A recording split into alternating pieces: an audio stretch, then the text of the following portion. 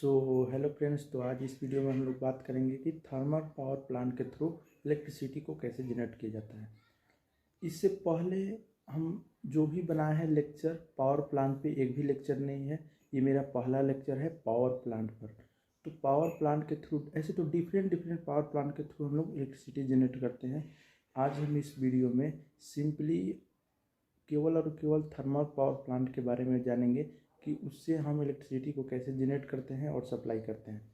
इसमें बहुत तरह का इक्विपमेंट्स भी लगा होता है जनरेशन के दौरान, और बहुत तरह का इसमें कॉस्ट भी, रनिंग कॉस्ट, इनिशियल कॉस्ट भी इसका होता है।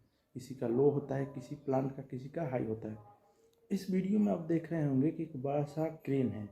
क्रेन का मेनली वर्क क्या है कि क्रेन क्या कर रहा है कि एक कन्वेयर बेल्ट के थ्रू कोल को सप्लाई करा रहा है। जिस भी पावर प्लांट को कोल चाहिए तो कन्वेयर बेल्ट के थ्रू कोल को सप्लाई किया जा रहा है।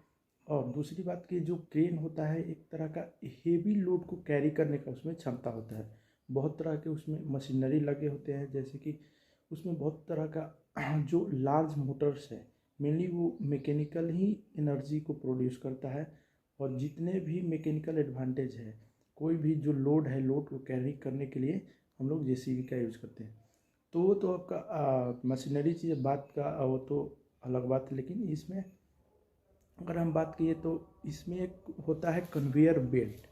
तो कन्वेयर बेल्ट क्या होता है कि एक पतली सी थीन लेयर होता है बेल्ट का, जिसके थ्रू कोल को सप्लाई किया जाता है। अगर किसी भी पावर प्लांट को कोल की रिक्वायरमेंट है तो हम लोग ईजिली कन्वेयर बेल्ट के थ्रू सप्लाई कर सकते हैं।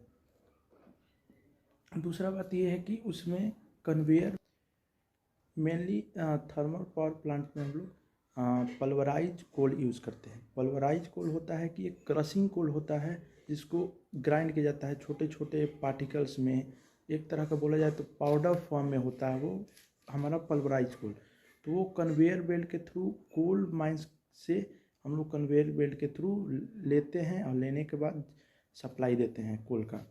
दूसरा नंबर ये है कि जो थर्मल पावर प्लांट है वो वैसा जगह सेटअप होना चाहिए जहाँ कोल माइंस है, क्योंकि वो प्राइम इम्पोर्टेंस है। कोल हमारा, बिना कोल का जनरेशन नहीं होगा।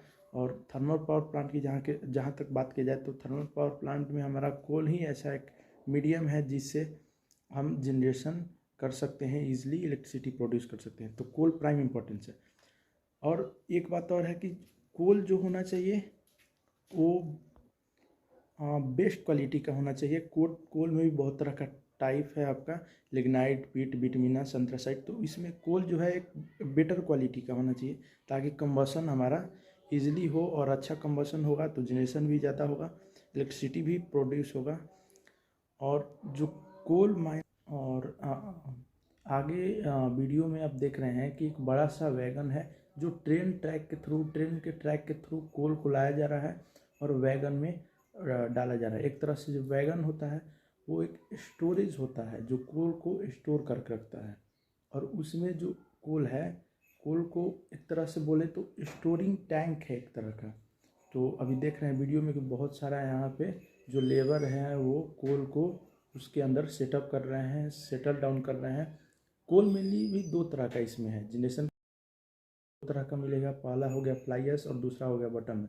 तो बॉटम ऐश जो होता है, जो कोल के जनरेशन के थ्रू जो ऐश प्रोड्यूस होता है वो दो तरह का होता है कोल में। एक हो गया फ्लाई ऐश और दूसरा होता है बॉटम ऐश। तो बॉटम ऐश जो है वो उसको सेटल डाउन कर दिया जाता है और उसको सीमेंट फैक्ट्री में सीमेंट तैयार करने के लिए, सीमेंट बनाने के लिए भेज दिया जाता है। दूसरा जो आपका फ्लाई ऐश है वो चिमनी। इस थर्मल पावर प्लांट में करीब 1.5 मिलियन टन कोल का रिक्वायरमेंट होता है, यानी 40 दिन का ये स्टोरेज होता है आपका। 40 दिन का या 45 दिन का बोले तो स्टोरेज होता है ये एक पॉइंट। तो ये आपका हो गया कोल कैपेसिटी, यानी 1.5 आपका मिलियन टन हो गया कोल कैपेसिटी। दूसरे नंबर में इसमें आप देख रहे होंगे कि बॉयलर है। तो बॉयलर में हम लोग पल्वराइज कोल को डालते हैं। जैसे ही पल्वराइज कोल को डालते हैं तो पल्वराइज हमारा जो कोल है वो हीट होता है, और उससे एक बॉयलर के ऊपर एक तरह का एक पाइप गया होता है, वाटर पाइप जो है। उस पाइप को क्या करता है, ये जैसे ही हीट प्रोड्यूस होता है, जैसे हीट प्रोड्यूस करता है तो जो पाइप है वो भी स्टीम में कन्वर्ट हो जाता है। उसमें का जो वाटर है वो हीट स्टीम में कन्वर्ट हो जाता है। वो हीट स्टीम में कन्वर्ट होता है और जैसे ही हीट में कन्वर्ट होता है वाटर, तो जाके वो टरबाइन पे फॉल होता है। जैसे ही टरबाइन के ब्लेड्स पे गिरता है वो, तो टरबाइन जो है मैकेनिकल एनर्जी में कन्वर्ट हो जाता है। जैसे ही मैकेनिकल एनर्जी में टरबाइन कन्वर्ट होता है तो टरबाइन जो है वो रोटेट होने लगता है, और उससे कनेक्टेड हमारा जो शाफ्ट है और जनरेटर जिससे कपलिंग किया रहता है, तो जनरेटर भी हमारा रोटेट होता है और वो मैकेनिकल एनर्जी प्रोड्यूस करता है। फिर वहाँ से हम इलेक्ट्रिसिटी को इजीली प्रोड्यूस कर सकते हैं। हाँ, एक ओवरऑल अगर बात की जाए थर्मल पावर प्लांट में, तो जो इक्विपमेंट्स है आपका हो गया, मेन इक्विपमेंट्स आपका कूलिंग टावर हो गया, आपका जनरेटर हो गया, टरबाइन हो गया आपका, सुपर प्रीहीटर हो गया आपका, इकोनोमाइज़र हो गया, इलेक्ट्रोस्टैटिक प्रेसिपिटेटर ईएसपी हो गया। ईएसपी इलेक्ट्रोस्टैटिक प्रेसिपिटेटर एक डिवाइस होता है। अगर ड्यूरिंग द जनरेशन के दौरान अगर कोई भी कंपनी जो कंपनी इलेक्ट्रिसिटी जनरेट करता है, इलेक्ट्रिसिटी बिजली उत्पादन करता है, जो बिजली को उत्पन्न करता है, तो वो मेनली उसको अलाउ है कि वो ईएसपी डिवाइस ज़रूरी है, कंपलसरी है कि वो यूज़ करेगा ही करेगा।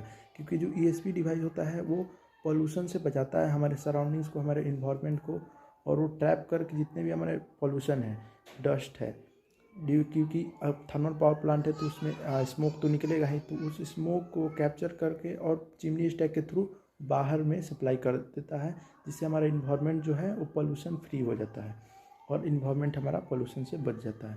तो ये एक तरह का इलेक्ट्रोस्टैटिक प्रेसिपिटेटर है। जनरेशन हो गया आपका, कंडेंसर हो गया, ये सब जो है कुछ इक्विपमेंट्स जो कि उसमें जनरेशन के दौरान वर्क करते हैं।